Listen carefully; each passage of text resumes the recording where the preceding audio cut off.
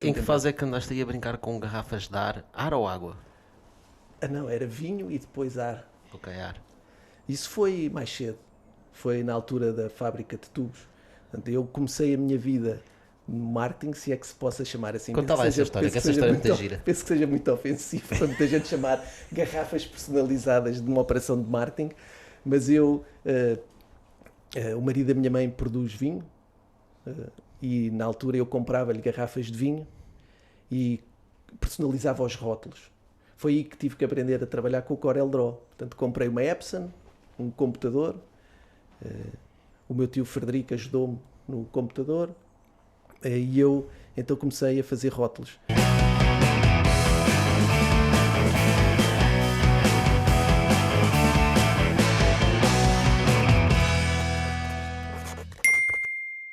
Bem-vindos a mais um Bitalk, o podcast de negócios à portuguesa. O meu nome é Tocha, comigo tenho José Serra. José, quem é o nosso convidado de hoje? Bom dia a todos. O nosso convidado de hoje é o Rodrigo Rato. Podíamos chamá-lo de empreendedor das 1000 vidas, devido ao seu percurso vasto e diversificado. Aos 14 anos recebeu a primeira mota e desmontou-a para voltar a montar. Começou a recuperar motas e a perceber que tinha ali uma paixão. A diversidade de projetos é tão grande que o Rodrigo criou, por exemplo, uma agência de publicidade, assim como a maior pista de gelo sintético da Europa, em Belém. É uma pessoa de projetos e convicções, seja em que área for, desde que o desafio e o ponha a mexer. Claro. O Rodrigo tem um apurado sentido autocrítico e é muito exigente com ele próprio.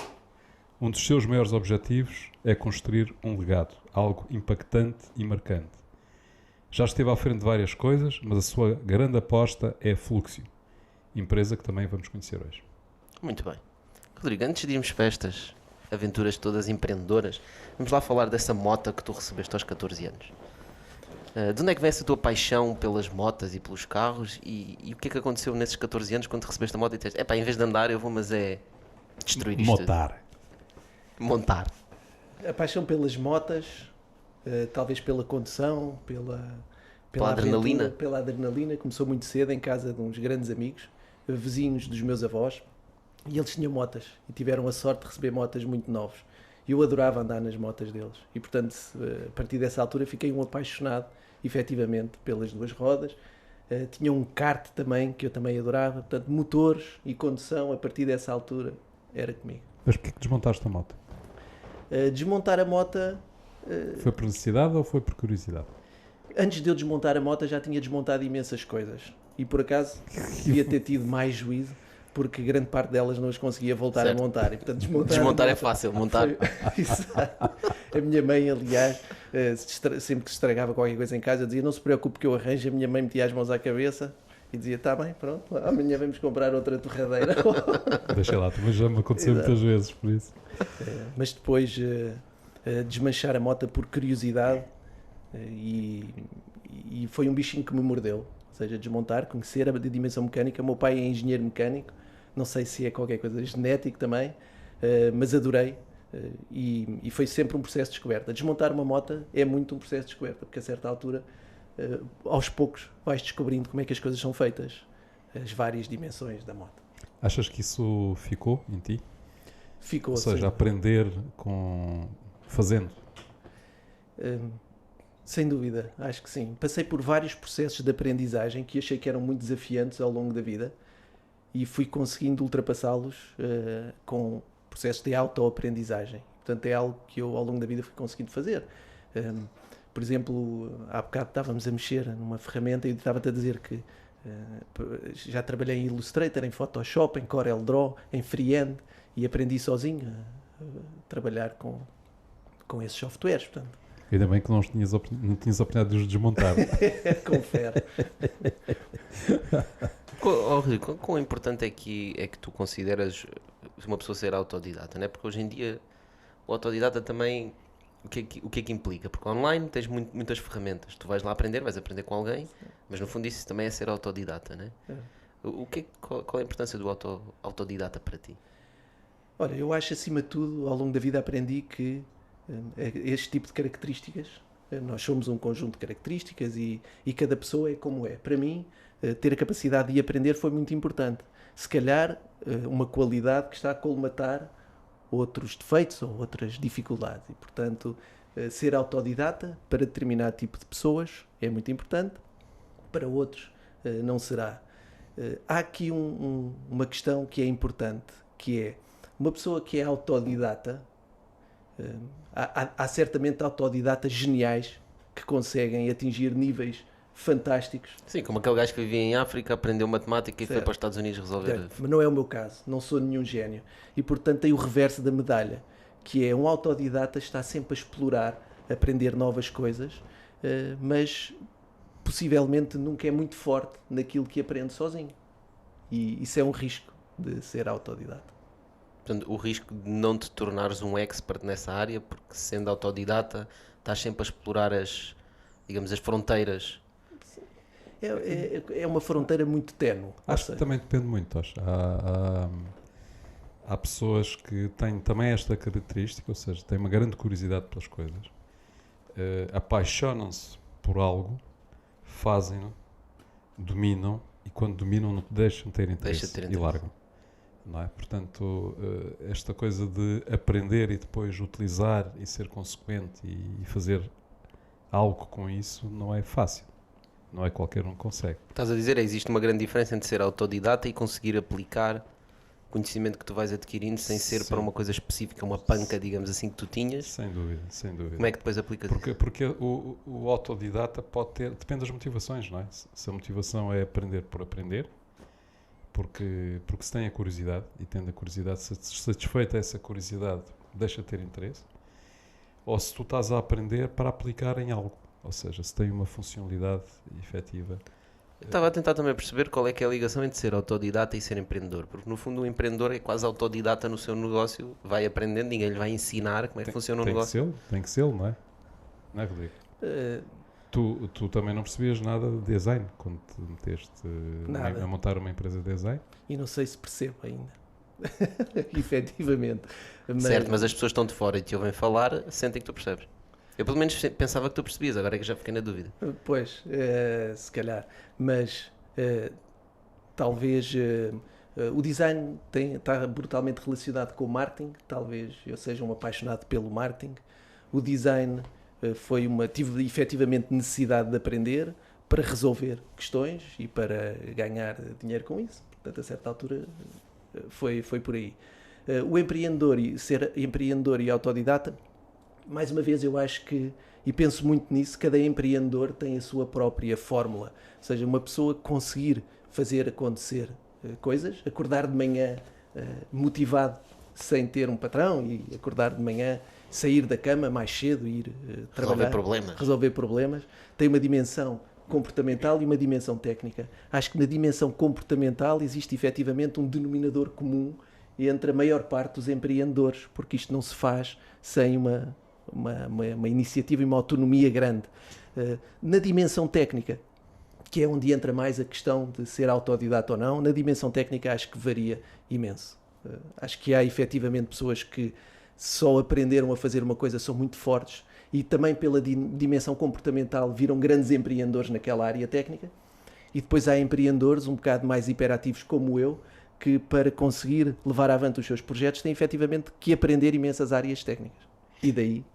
Como é que foi essa coisa de montares de facto uma agência de publicidade? Qual foi o motivo? O que é que te levou a isso? Eu estava no curso de marketing e, portanto, era um território natural. Isto foi em 98, não é? 98, exatamente. Era um território natural. E eu já fazia negócios de outra forma, pequenos negócios, e o marketing sempre... quer dizer, acabou por ser uma oportunidade para eu escalar a vontade de fazer negócios e profissionalizar e deixar de ser o empreendedor a vender para passar a ser uma instituição maior. E, portanto, a minha primeira agência tem exatamente essa função, a função de ser uma instituição que vai para além de mim próprio. Mas qual era o teu objetivo quando fizeste a agência? Praticamente, o que é que tu querias atingir com isso? Queria montar uma máquina de fazer negócio. Na prática era isso. Eu estava no curso de marketing, uma agência de publicidade e marketing tem tudo a ver. E, portanto, quando tu estás num curso, quando decides que de alguma forma te queres desenvolver no território técnico do marketing, o próximo passo é pensar o que é que tu vais fazer. Quando acabar o curso, vou trabalhar por conta de outrem ou vou montar o meu negócio? Eu nunca trabalhei por conta de outrem. É uma questão que acabou por acontecer na minha vida e penso imenso nisso. Dou demasiada importância a isso. Se não terá sido um erro. Não sei. Fui 2 vezes convidado para trabalhar e das 2 vezes aceitei, e no dia que cheguei para começar a trabalhar pedi desculpa, fui-me embora, e portanto eu tenho aqui qualquer coisa que qualquer dia Tens aí um neurónio qualquer que saltou aí um neurónio qualquer. Tenho aqui mais um tema para uma psicóloga. Voltando ao tema da agência, Certo. Tu a determinada altura, 98, depois entramos em período de crise, não é? E acho que as coisas começaram a correr um bocado mal, não é? Para a agência. Começaram. Como é que foi esse período? O que é que te deu? O período em que, portanto, eu não sou um bom gestor. Eu considero que há, provavelmente até quando penso na minha atividade ou quando penso na nossa atividade, acho que há 3 vértices que caracterizam o perfil técnico-comportamental de uma pessoa: o empresário, o gestor e o empreendedor. E acho que há pessoas que têm uma combinação ou um equilíbrio entre estas 3 características que conjugam de alguma forma estas 3 dimensões. Eu não me considero absolutamente nada empresário, ou seja, eu não ambiciono ter uma empresa a dizer Rodrigo Moreira Rato e filhos e primos e etc, e um grande império onde vamos todos reunir. Não me considero um gestor, seria uma loucura de o fazer, sou péssimo gestor. Sinto que sou... Só te resta empreendedor, então. Só me resta. Por exclusão de partes, efetivamente considero-me empreendedor, melhor ou pior. Aliás, costumo dizer que um empreendedor é uma pessoa que tem capacidade de fazer. E uma pessoa que tem capacidade de fazer, muitas vezes, coisas bem feitas, mas também coisas mal feitas. Atenção. Portanto, eu empreendi imensas vezes em disparates, que depois me custou resolver. Nessa altura eu estava efetivamente à frente da minha agência. Mas como sou mau gestor, não consegui equilibrar ou manter a agência por forma a que fosse saudável e que fosse economicamente sustentável. E, portanto, a crise veio acentuar essa minha fraqueza e chegou um dia e rebentou, efetivamente. Okay. Ficaste amargurado, choraste muito, como é que foi? Ou seja, como é que tu lidaste com essa situação? A partir do momento em que identifiquei que tinha um problema, e tinha um problema grande nas mãos, isto de alguma forma, acontece muitas vezes na minha vida. Eu lembro-me, tem alguns momentos, agora só de me estares a perguntar isso, acabei de reviver 5 ou 6 momentos. Um deles estúpido foi quando o Facebook disse que ia fechar as APIs, que eu fiquei sem startup de um dia para o outro, mas pronto, e senti exatamente a mesma coisa. E, portanto, acho que fico 2 dias sem dormir, muito preocupado, até entender o problema. A minha preocupação, eu efetivamente deixo-me consumir até ter a noção do que é o problema e depois avanço para a solução. Ou seja, nessa altura foi mais do que 1 ou 2 dias, porque o problema era efetivamente grave. Tive sempre imensa ajuda na minha vida e nesse momento fui muito ajudado. E isso talvez seja a coisa que mais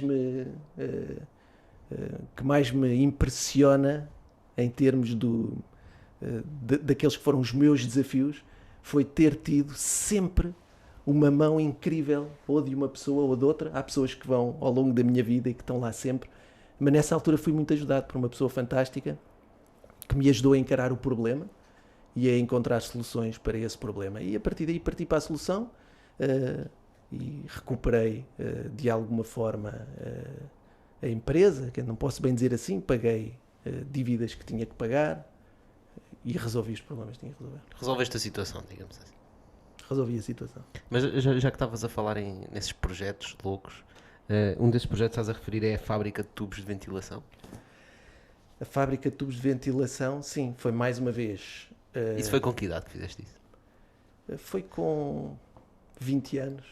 20 anos foste montar uma fábrica? Eu não montei uma fábrica. Tinha um pai de um amigo meu, o padrasto de um amigo meu, que recuperava empresas. E a certa altura desafiou o filho, esse meu amigo, para recuperar esta empresa, que era uma fábrica de tubos em Sintra. Tubos flexíveis e Spiro, de alumínio galvanizado e inox, tubos de ventilação. Ainda te lembras bem do texto que tinham que... das palavras que usavam lá, né? Mais ou Tubo menos. galvanizado e não sei. Exato. Mas por enormíssima estupidez, mais uma vez, da minha parte, eu fui lá gerir.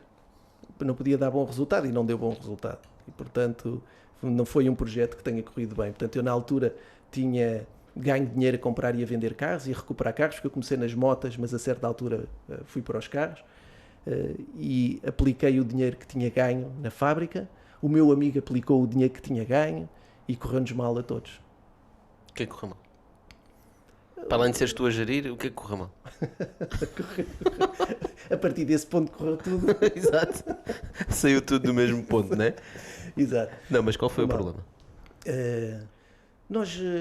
É um negócio que era muito competitivo. Havia um concorrente que se chamava Cruz Gonçalves, não sei se ainda existe, mas até era uma pessoa séria e era muito concorrente porque o produto era muito indiferenciado. A certa altura, um tubo Spiro ou flexível de alumínio é um tubo flexível de alumínio. É uma máquina onde metes uma tira de alumínio, aquilo enrola e sai do outro lado do tubo. Portanto, não há muito valor acrescentado. Não há branding também, não é? Não há nada onde eu pudesse aportar valor, efetivamente. Nada. Aquilo era um negócio completamente industrial. Controlar uma equipa de vendedores, eram 2, que me davam um baile desgraçado o tempo todo. Portanto, não era coisa para mim, definitivamente. Ok. Então e foi depois dos ar-condicionados, disseste, ok, ar-condicionado frio, pista de gelo. Não, isso foi. A pista de gelo acontece em 2004, numa relação com na altura o Pedro Santana Lopes era presidente da Câmara de Lisboa e por intermédio de uma pessoa amiga. Visto que ele estava a patinar no governo. Exato. Olha, mas houve no fundo um assessor do Pedro Santana Lopes, chama-se Rui Ramos Lopes, também nunca mais ouvi falar do Rui, desafiou-me para montar uma pista de gelo. Portanto, ele tinha toda uma ideia. Eu, na altura, era sócio do Manel, Queiroz Pereira, e ele estava comigo nestas aventuras e decidimos então avançar para a compra de uma pista de gelo sintético em Sevilha, 1000 metros quadrados, e montar toda uma operação juntamente com o Rui Ramos Lopes. Ok. E em que é que isso consistiu? Foram comprar 1000 metros quadrados de pista de gelo, Certo? depois instalaram... Onde é que instalaram? Em Belém. Instalámos no Parque das Missas em Belém. Certo. E o que aconteceu assim? O gelo não derreteu porque era sintético? Não derreteu porque era sintético. Tivemos imensas surpresas porque quem nos vendeu a pista percebemos que era a primeira pista que estavam a vender e, portanto, por exemplo, na primeira noite nós comprámos 600 ou 700 pares de patins, 2 máquinas automáticas para afiar patins. Na primeira noite... Não me digas que descobriram que eram todos o mesmo número. Por acaso não. Por acaso não. Mas na primeira noite chegámos à conclusão que todos os patins que tinham andado tinham ficado desgastados. E, portanto, tinham que ir para as máquinas de afiar. As pedras gastavam-se a uma velocidade louca a afiar os patins, mas era todo um território novo. Eu não dormia para aí há 3 noites para a festa de lançamento, que envolveu políticos, entre outras personalidades nacionais. E depois ainda mais noites sem dormir a manter aquilo. 3 noites sem dormir para montar aquilo e à terceira noite montamos. Cheguei à conclusão que tenho que ir a Sevilha buscar pedras para afiar os patins. E arranquei sozinho, fui alugar um carro, porque o meu carro estava com problema nos travões, e fui direto e vim a Sevilha. Comprar pedras para afiar patins. Comprar. Carregado de pedras de Carregado de volta. pedras. São os discos que se metia nas máquinas. Depois ainda veio um especialista em afiar patins, veio da Suécia ou da Noruega, uma pessoa fantástica, com máquinas manuais que nós comprámos. Portanto, eu a certa altura aprendi a afiar patins. Foi Daquelas em que tu é que tens que levar Exatamente. o patim... Que não é fácil, porque se te enganas aquilo fica aos altos, não é? Estragas um patim. Mas lá aprendi. E o patinho tem uma concavidade para poder funcionar, não é? Não é, Tens que fazer aquilo com um movimento não é um específico. vértice único. Portanto, a pedra tem que ter uma determinada saliência feita de uma determinada maneira e a maneira como se mete o patinho também é crítica. Pronto. Portanto, quem precisar de afiar patins já sabem. Ainda Falem tenho com o lá, Rodrigo. pois, Tens lá alguns patins, imagina. ainda tenho lá alguns Por patins afiar. e uns restos de pista de gelo. Que a minha mãe me está sempre a pedir para tirá-los da frente da cavalariça, um sítio onde arrumamos mais uma vez a minha mãe. Ok, então vamos lá aqui tentar, só para eu tentar meter aqui na minha cabeça uma cronologia. Portanto, começaste a arranjar motas, passaste para carros, começaste a arranjar para outras pessoas, começaste a vender, decidiste investir tudo numa agência, numa fábrica de ventilação que estavam a a reformular, né? E depois? Depois, Depois foi a agência. não, a agência foi no início em 98. Ok. Houve uma altura em que fiz muitas coisas ao mesmo tempo. Foi um defeito grande. Não podia Foi dar depois bom do resultado. ar-condicionado. Não, era tudo, quer dizer, depois Estás a do ver, Tosh? Por ar-condicionado. isso é que tu não estás a conseguir a cronologia. É, ele fez tudo ao mesmo tempo. Mas é que eu também não consigo. Não, mas eu já percebi que há ali um Entretanto. salto, há ali um salto do ar-condicionado para a agência, em que andaste a fazer várias coisas e Eu vários acho que projetos. a agência foi em simultâneo com o ar-condicionado, mas depois dediquei mais a agência efetivamente a seguir ao ar-condicionado e depois juntei-me ao Manel, O Manel, em que tiveram vários projetos, vários projetos. um deles a pista de gelo. Um deles a pista de gelo, tivemos restaurantes, entramos para uma empresa de importação e distribuição de produtos gourmet para restaurantes. Foi aí que conheceste o Avilés. Foi não, eu conheci o Ivelês desde sempre de Cascais. Ok. Tenho ótimas recordações. Ele é um pouco mais novo do que eu, mas lembro-me dele e o primo andarem. Andávamos sempre Na galhofa. Na galhofa. Galhofa, exatamente. A palavra certa. Para Exato. não dizer as neiras. Exato. E portanto, nessa altura, depois entrei numa fase em que efetivamente havia os restaurantes, havia a pista de gelo, a agência e as coisas começaram-se todas a desmoronar. Aquilo que eu tinha com as empresas tinha com o Manel não correram bem, não estavam a correr bem. O Manel também tinha no fundo uma ambição empresarial ou uma estrutura empresarial completamente diferente da minha. Ele tinha que seguir o caminho dele naturalmente. E pronto, chegou a um certo ponto e fechámos esse E em conjunto que de fase é que andaste aí a brincar com garrafas de ar ou água? não, era vinho e depois ar. Ok, ar. Isso foi mais cedo. Foi na altura da fábrica de tubos. Portanto, eu comecei a minha vida no marketing, se é que se possa chamar assim. Conta lá essa história, que essa história é muito gira. Penso que seja muito ofensivo para muita gente chamar garrafas personalizadas de uma operação de marketing, mas o marido da minha mãe produz vinho e na altura eu comprava-lhe garrafas de vinho e personalizava os rótulos. Foi aí que tive que aprender a trabalhar com o Corel Draw. Portanto, comprei uma Epson, um computador. O meu tio Frederico ajudou-me no computador e eu então comecei a fazer rótulos. Descolava os rótulos, penso que até vinham sem rótulos, a maior parte das garrafas já vinham sem rótulos, e eu colava os rótulos, inicialmente com cola UHU e depois com spray. Mas lembro-me da minha mãe entrar na cozinha no dia a seguir a eu ter descoberto o spray, e quando ela entra de manhã eu tive a noite toda a colar rótulos, só isso. O chão estava bonito. Estava tudo no chão dos armários, tinha cola por todo lado. E, portanto, eu comecei a vender garrafas com rótulos personalizados, mais uma vez a amigos que me compraram. O Correio da Manhã comprou, a BMG Ariola comprava-me garrafas nessa altura. E uma empresa de estafetas que se chamava PMP, por mão própria, também me comprava sempre vinho. E chegou um certo ano, em 99, e disse que não tinha... estes vinhos, estes rótulos personalizados eram presentes de Natal. Em 99, a PMP disse que queria reduzir o orçamento ou o investimento em presentes de Natal, e eu lembrei-me que, como o ano ia mudar, o milénio ia mudar, havia uma coisa que ia acabar. Um bem, que era o ar, então vendi garrafas com ar lá dentro, só garrafas transparentes. Portanto, com ar do milénio passado, não é? Ar do milénio passado que ia acabar. Quer dizer, ainda era Natal, mas daí a poucos dias ia acabar o milénio e aquilo era um bem que nunca mais ias ter. Ok. E eu fui buscar Então vendeste garrafas com ar lá dentro, certo. não é? Que se valorizaram passados poucos dias, porque o milénio acabou, já era outro milénio. Mas foi assim. Mas esse desafio foi o quê? Foi pelo branding ou foi uma oportunidade simplesmente que tu viste? Foi uma oportunidade. Eu não tinha dinheiro para comprar vinho. Certo. Eu vendi-lhe ar. O negócio teve exatamente o mesmo valor para mim, no fim de contas. Só não vendi foi vinho. Mas a margem foi igual. E onde é que foste apanhar o ar, já agora por curiosidade? Algum sítio Em casa. específico? Em casa? Ainda tenho. Por acaso, agora que me dá de medo, podia ter ido mais longe e ter ido à Serra de Sintra ou qualquer Por coisa. exemplo, Não foi sei o lá, caso. fechar as garrafas na Serra de Sintra. Mas eu sempre moro dá. num sítio bastante oxigenado. Verde. Ainda tenho essas garrafas. E também fui buscar água ao mar, que ainda tenho, e areia. Ainda tenho lá em casa. Também do milénio. Tem sido do milénio Já tem passado. 20 anos essa água e essa areia. Nem me digas nada. Deve cheirar-me também. Muito bom, muito bom. Olha, e Tu dizes, já comentaste, pá, que a tua infância foi rodeada de espírito empreendedor, não é? Isso influenciou provavelmente influenciou muito a tua postura, não é? Toda esta tua postura que temos estado a falar, todo este teu percurso. Incrivelmente, sem dúvida nenhuma.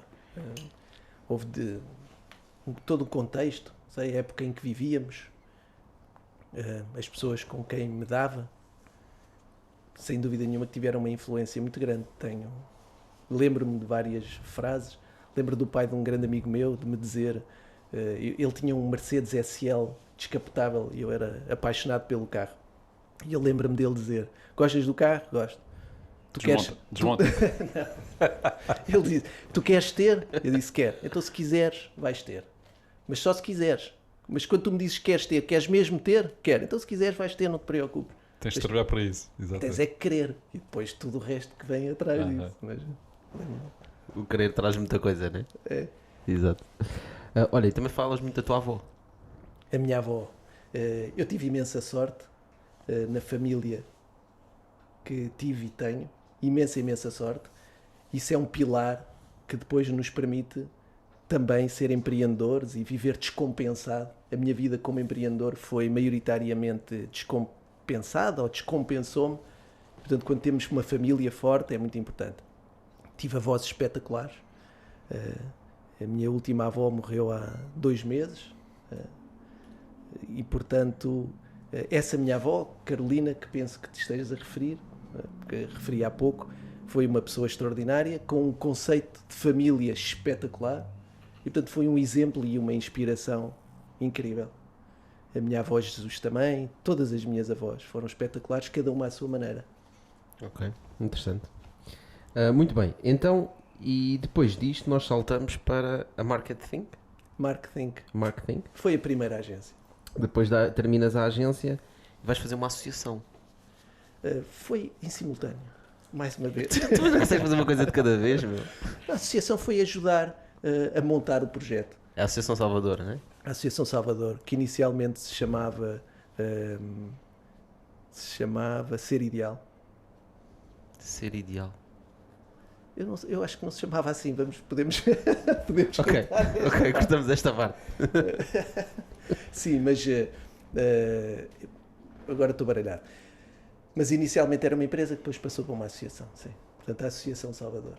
Ok. E o que é que te levou a tua parte de give back a funcionar? O que é que despoltou Acima de tudo, isso? eu trabalhava, era consultor do pai do Salvador, Mendes de Almeida, do Vasco, e o Vasco tinha a visão de criar a associação para o Salvador, porque encontrou no Salvador efetivamente um potencial grande e teve a visão. Portanto, o pai do Salvador viu que o Salvador se podia transformar nesta pessoa, ou neste presidente da associação, e podia dar este contributo.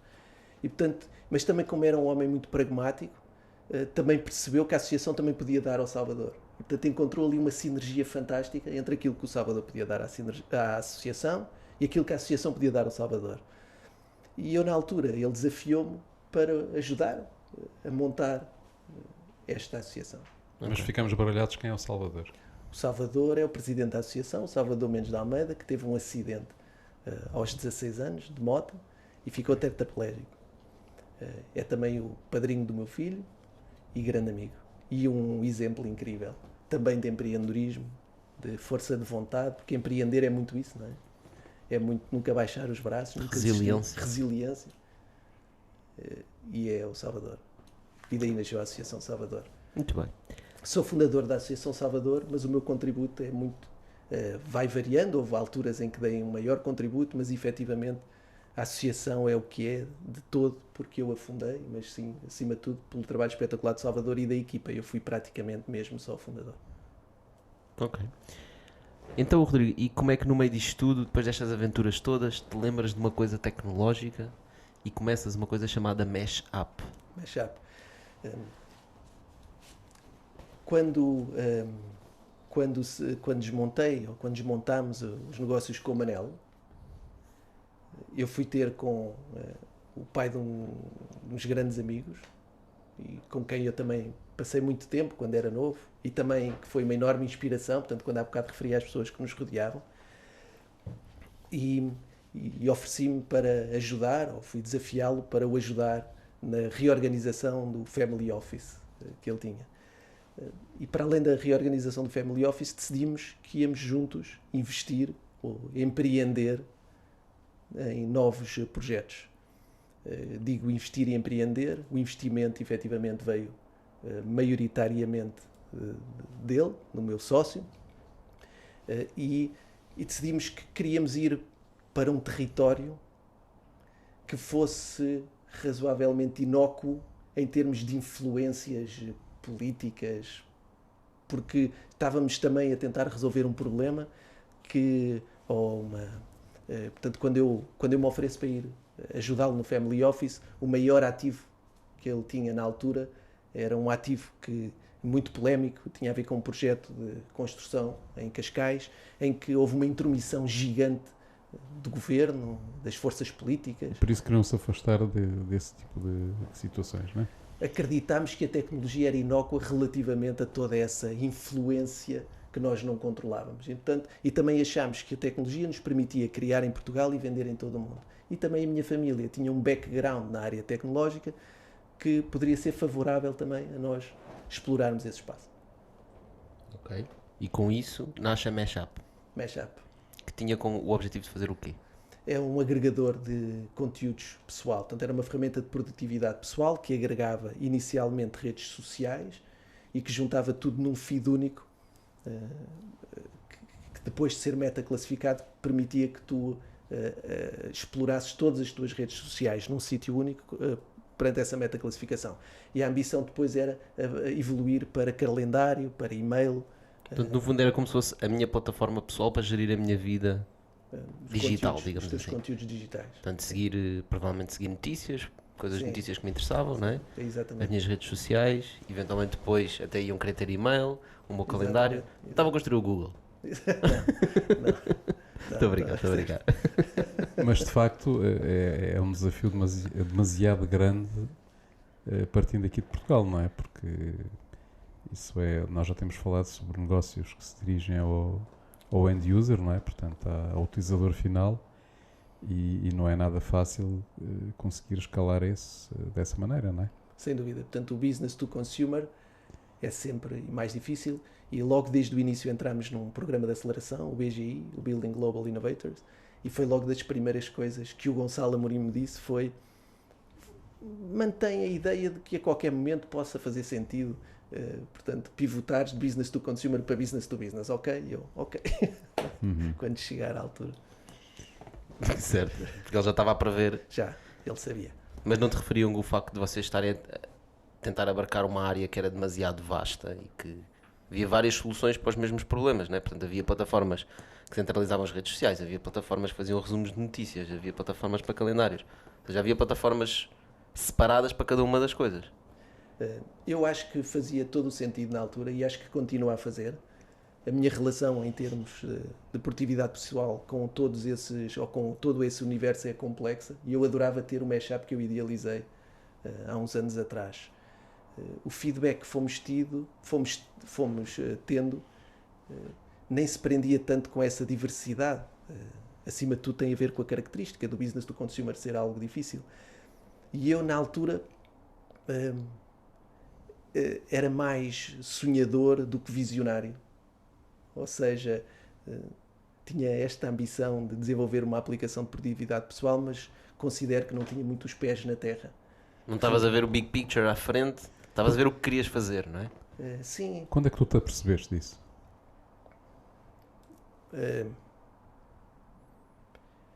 Fui passando, na minha relação com a tecnológica, fui passando por diversas fases, diversos estágios, e só muito tarde, Levaste muito tempo a perceber, não é? Só muito tarde é que percebi determinado tipo de coisas. Agora diz-me uma coisa. Espera aí, mas já agora diz lá quais foram as coisas, essa mais importante que ias dizer que percebeste? A mais importante de todas foi perceber que nós não devemos desenvolver um produto, nós devemos desenvolver um mercado, que é muito diferente. Eu acho que imensas startups, e eu fiz isso durante muito tempo, Gosto muito dessa frase. estive a desenvolver um produto, a querer levá-lo ao mercado. E chegou um certo momento, numa conversa que foi muito importante para mim, e não foi há muito tempo, ok? Em que percebi que tu não queres levar um produto ao mercado, tu queres ter um mercado e queres levantar... Tranquilo. Tu queres ter um mercado e levantar barreiras, ok? Para entregar a tua visão a esse mercado. Portanto, é ao contrário. E esse foi o momento mais importante. Não vale a pena uma pessoa pensar numa aplicação de produtividade pessoal, cheia de coisas e calendários. Vale a pena pensar no mercado, num problema que esse mercado tenha. E a primeira coisa que, na minha visão, se deve fazer é o que é que me está a impedir de vender o que quer que seja a este mercado. É uma página de login, então vamos fazer a página de login. E a seguir, a pessoa estar logada, o que é que me está a impedir da pessoa efetivamente utilizar 3 ou 4 funcionalidades? Então vamos desenvolvê-las. E então, e agora que temos os 10 utilizadores, o que é que nos está o que é que nos está a condicionar relativamente a crescer desses 5 para esses 10 utilizadores? Ou seja, o que quero dizer, acima de tudo, é que houve uma inversão na forma como eu via as coisas. Portanto, eu via do produto para o mercado e houve um certo dia que comecei a ver ao contrário. E isso foi o momento mais importante nesta história toda. Portanto, quando eu sonhava com o mashup, eu sonhava com um produto, no matter what. E estava errado. Interessante.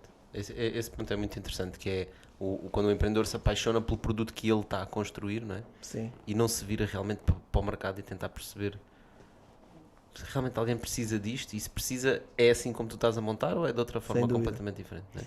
Iteração é a palavra-chave.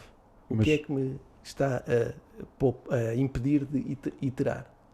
Pois, e o que é que efetivamente te impedia de ir a mercado e tentar perceber como é que ele reagiria ao produto que estavas a desenvolver? Já percebeste? Será que o mercado a que estavas a dirigir era demasiado vasto para que pudesses ter algum feedback? Eu cometi erros em gestão de produto. E é aquilo que eu mais gosto de fazer. Mas efetivamente cometi erros grandes em gestão de produto. Porque eu vendi sempre um sonho. Vendi sempre algo que ainda não existia. Tive muito pelos Estados Unidos a vender um produto que eu não existia, que eles queriam comprar, em vez de estar focado em desenvolver e começar a vender uma coisa pequena que já existia e que depois podia escalar dentro desse produto. Estavas logo a vender um Tesla Model 3 em vez de começares por um Roadster mais simples. E portanto voltava, em termos de gestão de produto, para o roadmap de desenvolvimento, e o roadmap era gigante, era complexo. Portanto acabámos durante bastante tempo de ter muitas coisas inacabadas que não colavam praticamente entre si, porque o produto era grande demais. Sabes que aí também é um problema de gestão de expectativa, porque muitas vezes o empreendedor, quando vai falar com o cliente, vai-lhe contar o sonho que tem e não aquilo que tem nas mãos. Então diz, eu tenho aqui um produto que ainda não é bem aquilo que eu quero, mas eu vou-te falar daquilo que eu quero. Mas eu vou-te vender aquilo que eu quero. Então descreve o produto que ele vai construir e que quer que o cliente lhe compre, não o sonho, mas aquilo que existe hoje, não é? Certo. E o cliente o que responde é, excelente, olha, quando tu tiveres isso, vem falar comigo, talvez eu compre. É exatamente isso. Não é? Portanto, enquanto que a atitude se calhar mais razoável, diremos assim, não é? Ainda que às vezes magoa um bocadinho o ego, é dizer, olha, eu tenho isto, é isto que eu vou vender. E não vou falar do sonho. O sonho é para mim. O sonho é para mim e para os investidores. E para angariar investidores e para alimentar a minha equipa em termos do sonho e de motivação. Mas eu tenho isto e é isto que eu vou vender. E amanhã, se eu tiver algo mais a acrescentar, mais add-ons, mais funcionalidades, eu vou oferecer isso ao cliente e ele vai ficar ainda mais contente. Portanto, no fundo, e aí vai aprender aquilo que tu dizes, vai aprendendo com o feedback do mercado. O cliente diz, mas era bom isto fazer ainda não sei o quê. E eu desenvolvo, não é? Portanto, percebo que aquilo efetivamente é interessante, não só para aquele cliente, mas para todos os utilizadores, e vou desenvolver também essa funcionalidade. Isso é absolutamente verdade. Mas a certa altura parece um bocado teórico, mas é muito prático o que estás a dizer, e eu não posso concordar mais.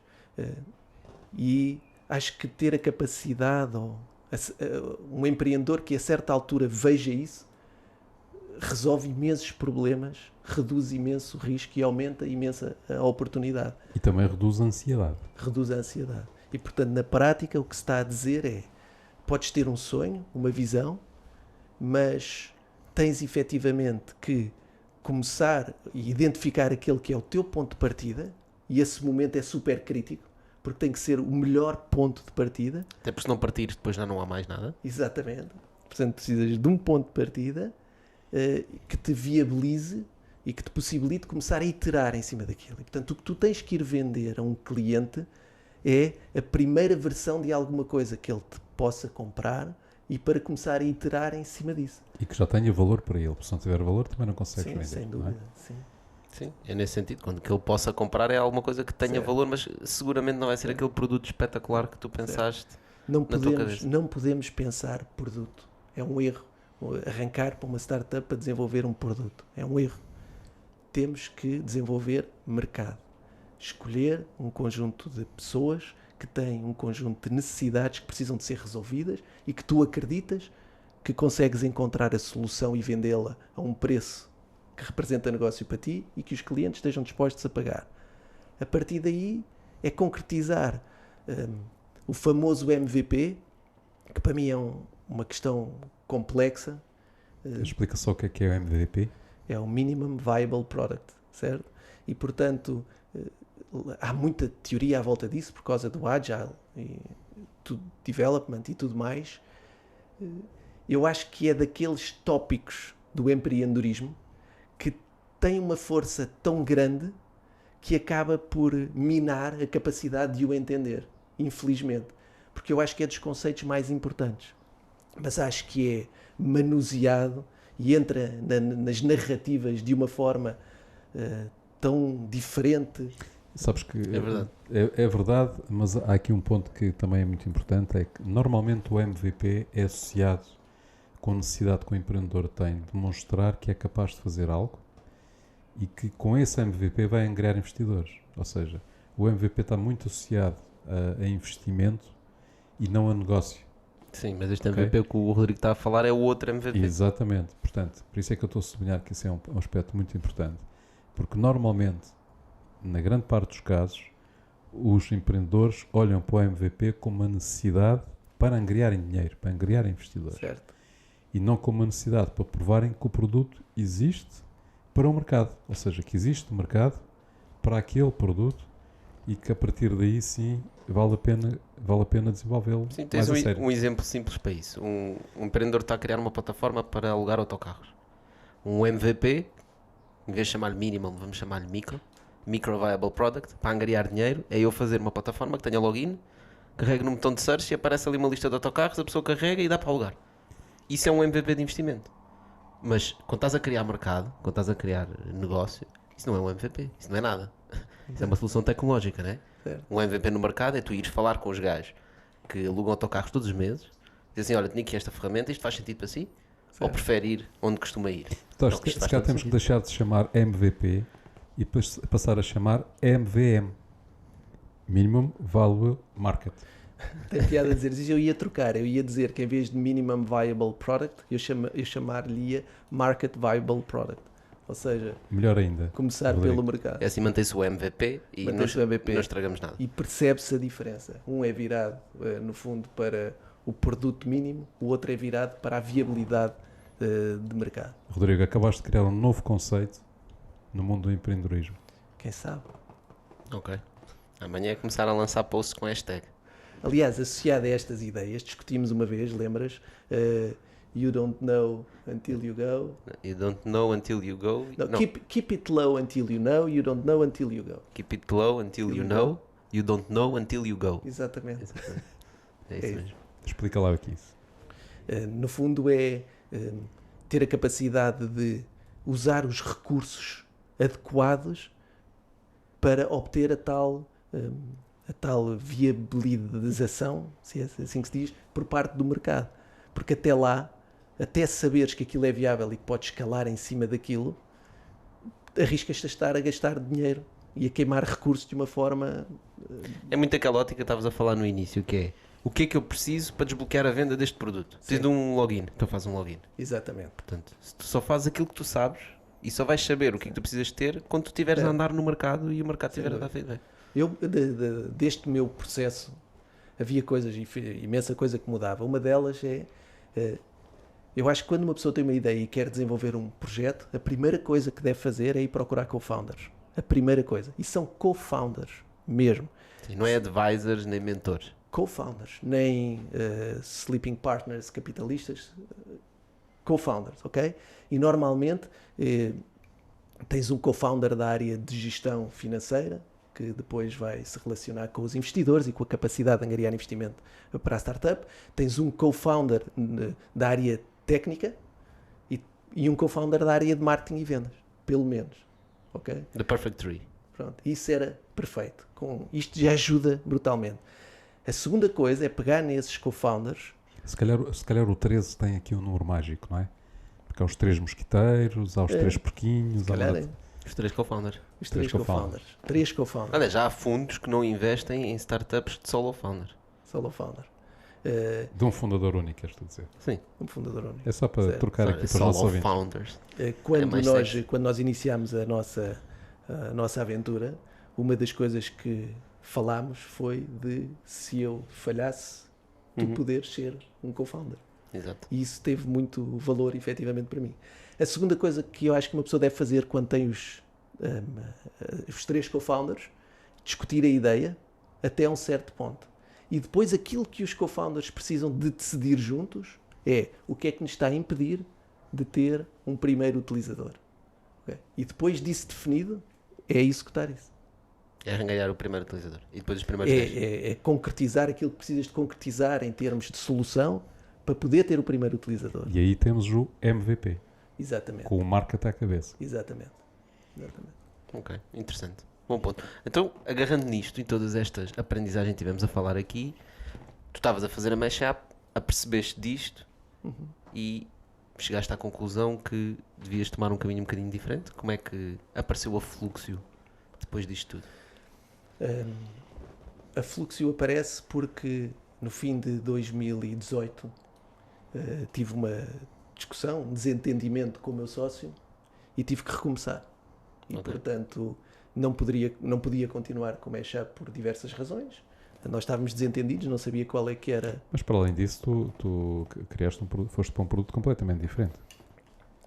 Com algumas semelhanças, não é? Não, é um produto que tira partido daquilo que a equipa aprendeu, daquilo que nós aprendemos, sem dúvida nenhuma, mas é um produto completamente diferente na arquitetura tecnológica e na maneira como resolve as coisas. O nosso processo de aprendizagem na outra startup beneficiou imenso, sem dúvida nenhuma, a nossa capacidade de fazermos as coisas melhor nesta startup, por isso é que avançámos mais rápido, temos um produto, conseguimos ter um produto viável para testar no mercado em muito menos tempo do que montámos o outro. Rodrigo, então explica o que é a Fluxio. A Fluxio é uma plataforma para gerir sites. Portanto, em termos de contexto profissional é isso. Portanto, tu usas o Fluxio para gerir sites. No entanto, nós queremos transformar a Fluxio numa plataforma de sucesso de marketing. Porque não serve de nada teres um site se o site não tiver efetivamente a concorrer para os teus objetivos e para a tua missão de marketing. Sim, infelizmente mesmo no marketing ainda há muito o conceito do eu faço um site, meto um site estático na web, o meu trabalho está feito, estou online. Certo.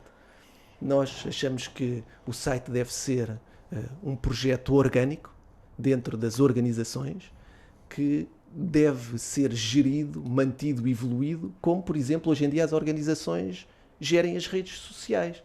É algo orgânico que muda constantemente. É constantemente e deve mudar constantemente. Portanto, mas aí tens uma grande dificuldade normalmente no mercado, que é o site requer um grande investimento, porque é preciso conceber um site, é preciso contratar um designer, é preciso fazer os conteúdos todos, é preciso depois contratar um programador que vai pegar naquilo e vai aplicar, vai bater código e fazer um design, fazer o design ficar vivo, não é? Portanto, disponível na web. E depois, por vezes, o programador desaparece porque surgiu um desafio do caraças e ele, de facto, tem que largar tudo porque aquele desafio é fabuloso e vai ganhar montes de dinheiro. E depois vais contratar outro programador que vai acabar o site. E quando tu terminas o site, já queres mudá-lo outra vez, não é? Porque, entretanto, já passou tanto tempo aquilo já não satisfaz aquilo que tu pretendias. E já estás a fazer outra vez alterações. Isto é dramático, de facto, não é? Acho que para muitas empresas o problema do site, refazer os sites permanentemente, ou de 2 em 2 anos terem que aguentar com uma nova alteração de site, ou terem que fazer um novo projeto. Conheço empresas há 5 ou 10 anos com o mesmo site. Mas já mudaram completamente de estratégia, mas o site continua igual, não é? É isto que o Rodrigo diz. Muitas vezes já não se identificam. Os sites não refletem os negócios. Portanto, o teu site, e muitas vezes as empresas tentam fazer sites que sejam o mínimo interativo possível, que tenham informação suficiente, que é para não ter que ir lá mexer muitas vezes. É que muitas vezes o site acaba por ser apenas um cartão de visita da empresa, não é? Quando hoje em dia as coisas já não são assim. Isso era no início dos anos 2000, não é? Que o site era um cartão. Hoje em dia a vida da empresa está no online, não é? Portanto, diz uma coisa, então a Fluxio resolviste? Pois é, o paradigma que referiste, para mim é um paradigma de passado. A forma como descreveste a relação que as marcas têm no processo, na cadeia de valor. Estás enganado, é um paradigma de presente. Tens razão. A maior parte das empresas vivem esta realidade. Eu acredito nisso, que concordo com o que estás a dizer, mas quando eu digo que é um paradigma de passado, é um paradigma que está ultrapassado, ok? Porque as empresas têm necessidades diferentes. Portanto, o que tu falaste é de um conceito, de uma distinção que eu chamo de site as a project ou site as a service, ok? As empresas, na maneira como tu descreveste, é um site as a project. Certo. É um projeto, faço um site. Projeto. Exato, e depois é uma chatice, tens o Web Development Bottleneck e é uma data de constrangimentos para que as empresas consigam efetivamente desenvolver.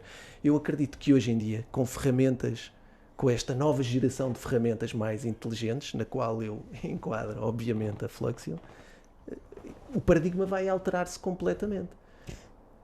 Bom, na Fluxio não é necessário programadores, a começar por aí. Não é necessário, é uma no-code platform. Apesar de tu poderes, também tens acesso a uma camada de programação básica se quiseres alterar coisas, mas é uma no-code platform. O que o Fluxio permite? Amanhã vou entregar, portanto, uma proposta de projeto a um cliente que gostava que nós arrancássemos, quer dizer, é um concurso, mas que arrancássemos amanhã ou daqui a uma semana depois de estar decidido quem é que vai fazer o projeto, que nós arrancássemos com o desenvolvimento e a primeira versão tinha que estar pronta dia 21 de novembro ou dia 5 de novembro. Fantástico. Certo? E, portanto, isso é um paradigma de quem está a olhar para o desenvolvimento do projeto como uma coisa imensa que vai acontecer antes do projeto ir para o ar. E, portanto, da mesma maneira que nós falamos de Minimum Viable Product ou Market Viable Product, tens que pensar exatamente da mesma maneira para um site. Assim que possível, mete qualquer coisa online, começa a extrair analítica e a tentar perceber como é que as pessoas se relacionam com o teu site e evolui a partir daí. Faz testes. Mas faz testes não é só de design ou de messaging, faz testes da estrutura do site. Sim, mas para tu fazeres isso precisas efetivamente de uma ferramenta que o permita fazer. É isso que nós estamos a fazer. Não é? Portanto, o que tu estás a fazer é uma ferramenta que permite construir sites muito rapidamente, certo, sem ser necessário código, portanto, ou seja, um designer, um criativo, consegue construir o site só utilizando a Fluxio, certo? Certo. E consegue mudá-lo em qualquer altura, Sim, muito rapidamente. Sem dúvida. Diz, eu quero alterar a estrutura, altera a estrutura, quero alterar os conteúdos e ter mais conteúdos, mete mais conteúdos. Facílimo. Alterar a estética, altera a estética. Nós acreditamos que uma equipa... Isso é uma revolução, efetivamente. Eu acho que é o que o mercado está a pedir. Pelo menos temos tido esse sinal. As marcas precisam disto. Nós vamos gerações, não é? A própria tecnologia vai atingindo maturidades diferentes. E, efetivamente, estamos a entrar numa fase que é irónico, em que a tecnologia arranjou forma de se substituir a ela própria, ou seja, um developer que era necessário para fazer um site, desenvolveu uma plataforma que já não precisa de developers. E, ou seja, tornar a tecnologia transparente é o que se precisa. E, Rodrigo, mas já agora voltando àquela proposta que tu falaste. Portanto, tu tens um cliente que te consultou, não é? certo, Para apresentar uma proposta para desenvolvimento de um site, portanto, uma plataforma, certo. que era para arrancar em novembro. Arranca agora o desenvolvimento para estar pronto em novembro. Para estar pronto em novembro. De acordo com a tua proposta, isto vai ser antecipado? O arranque ou não? Sem dúvida.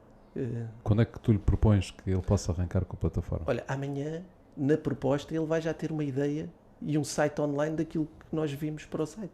Na proposta. Estás tu a dizer que passados 15 dias ele pode ter o site A no ar? primeira versão, o Market Viable Site. Market Viable Product. Site, sim. Whatever. Whatever. Nós estamos a evoluir também o conceito do website para Web Environment. Mas Aliás, eu devo-te isso a ti, porque eu chamava-lhe Web System e tu disseste, isso não é bom, vamos-lhe chamar Web Environment. E isto quer dizer muita coisa também para esta abordagem dos projetos. Ou seja, o que eu estou à espera é que este cliente lance a primeira pedra do seu Web Environment. E, portanto, a primeira pedra vai ser, por exemplo, eu sugiro que seja uma landing page onde a audiência a quem ele pretende dirigir-se possa já começar a iterar com a página. E nós possamos começar a estabelecer essa relação. E a partir daí, os outros building blocks resultam já dessa iteração.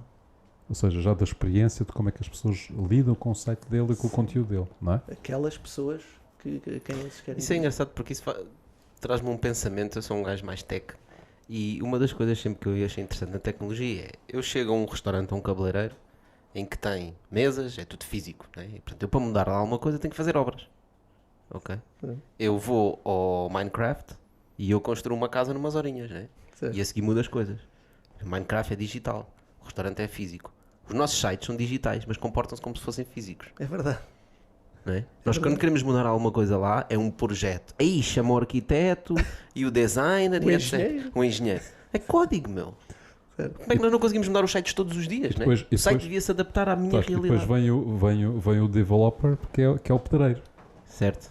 Com o lápis na orelha. Com o a designer, dizer, com o designer que "Epá." é o pintor. Exatamente.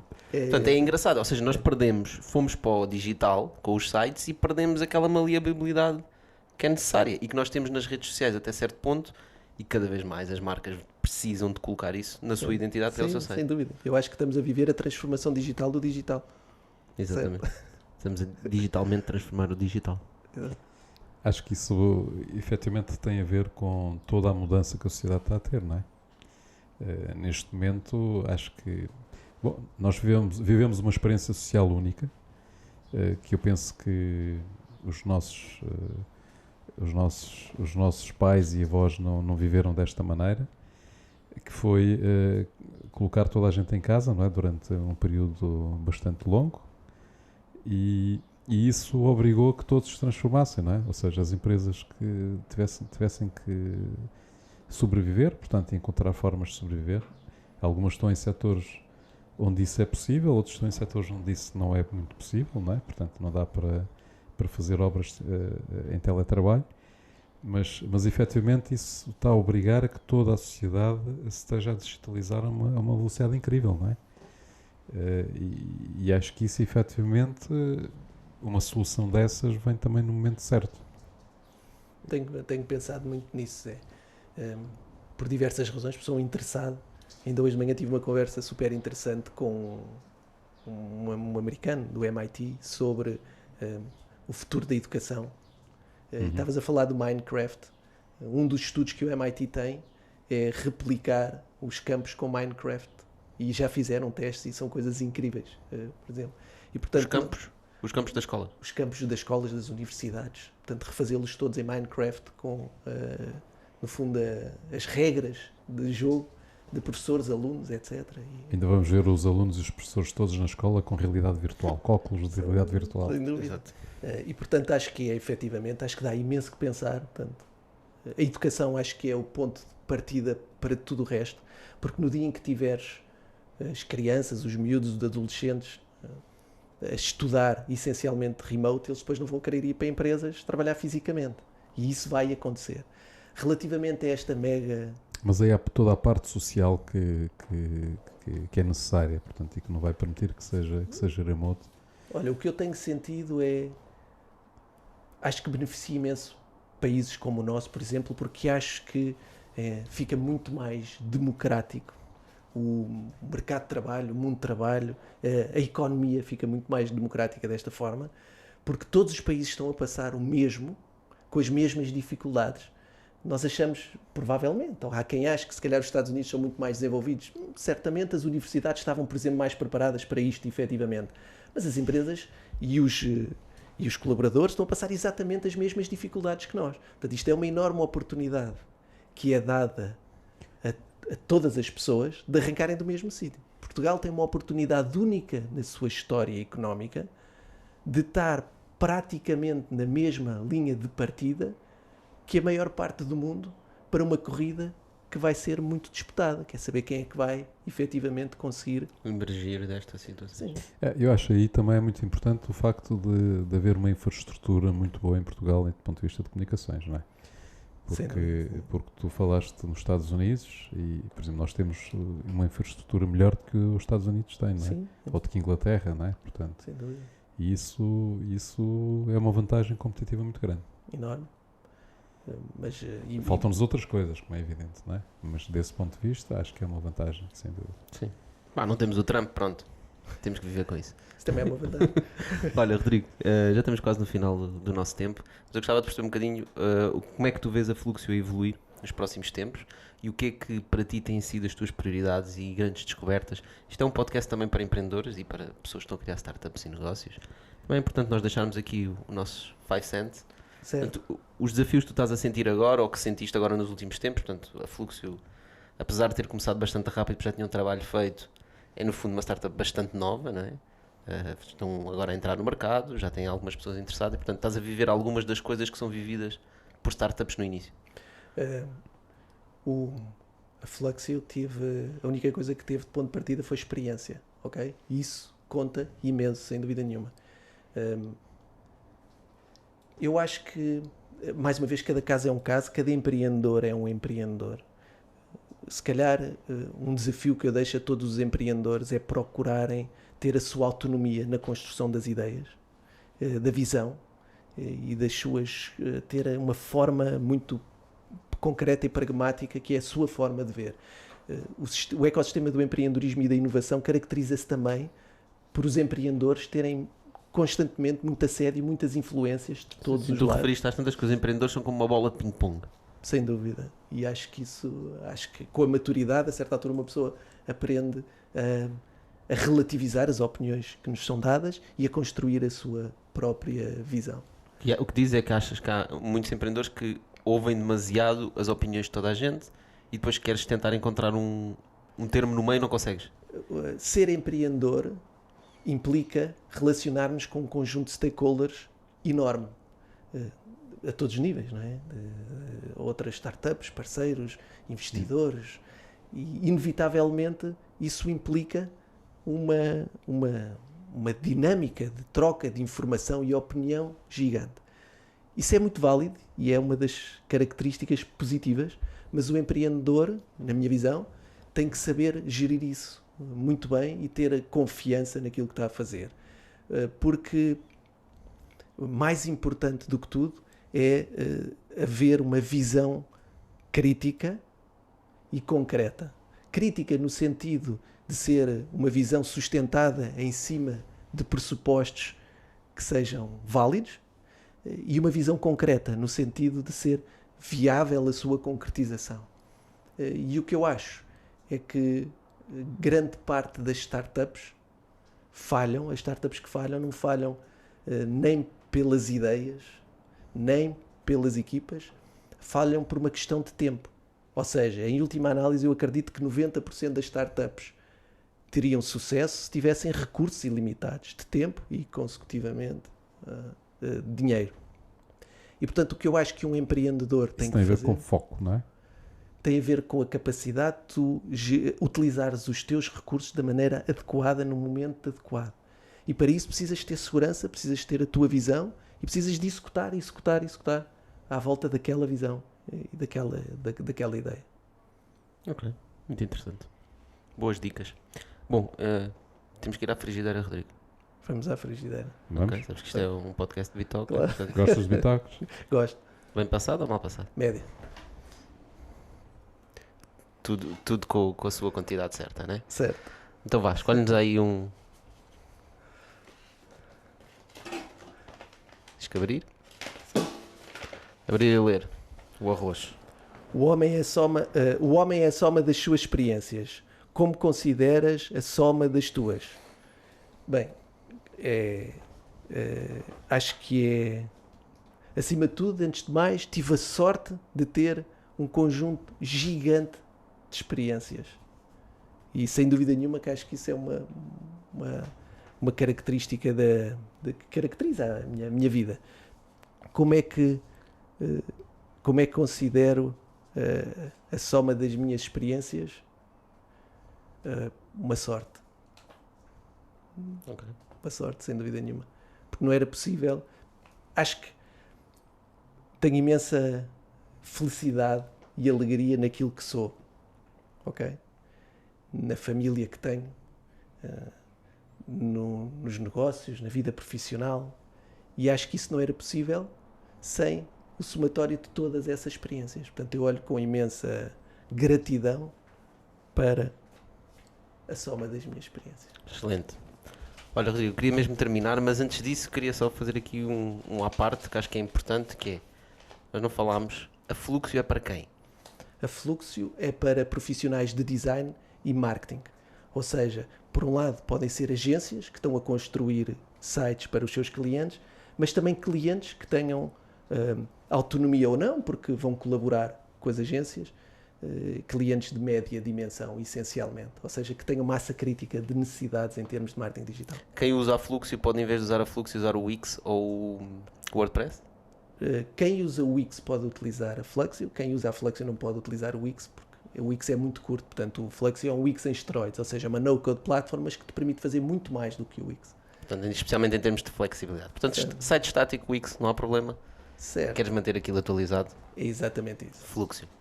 E é isso, pessoal, o nosso episódio de hoje. Rodrigo, olha, muito obrigado por teres vindo. Muito obrigado. Muito obrigado, Foi muito Rodrigo. interessante. Muito Já obrigado. sabem, quem tiver aí projetos que queiram fazer sites interativos do novo milénio, fluxio.net É isso. está disponível, podem se inscrever. E nós voltamos para a semana com mais um convidado. Atenção, atenção. É porque quem não quiser isso também tem outra opção, porque o Rodrigo ainda tem umas garrafinhas de ar do milénio Do passado. milénio passado. Que também pode dar sempre jeito. Certo. E já não se faz mais. Já não. E pronto, pessoal, sigam-nos, recomendem a quem acham que podia ser útil ouvir estes episódios. Nós estamos cá para a semana com mais um convidado. E Rodrigo, boa sorte nas tuas lutas. Obrigadíssimo. Obrigadíssimo. Obrigado a todos.